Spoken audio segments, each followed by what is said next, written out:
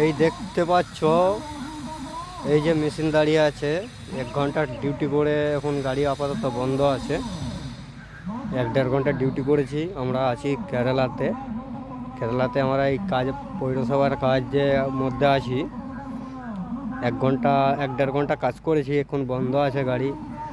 আমরা সুপারভাইজারকে জিজ্ঞেস করলাম এখন ডিউটি হবে, বলছে এখন তো হবে না, বন্ধ রাখো বলছি। তো আমাদের 4:30টায় ডিউটি শেষ, 9টায় চালু করি, সাড়ে 4টে অবধি কাজ।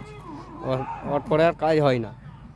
তা আমি 205 চালাচ্ছি, আর ওইখানে আমার একটা বন্ধু চালাচ্ছে 140, হুন্ডাই 140, আর আমি জিএস 205 চালাচ্ছি। তা আমি নতুন নতুন আপডেট ভিডিও নিয়ে আসবো, লাইক কমেন্ট করবে, তোমরা পাশে থাকবে। তোমরা একটু পাশে থাকলে বন্ধুরা সব পাশে থেকো, জানে আমি আরও কিছু নতুন নতুন আপডেট ভিডিও দিতে পারি। এই নিয়ে আমি বলছি, শেষ করলাম কথা আমার, দেখে যাও।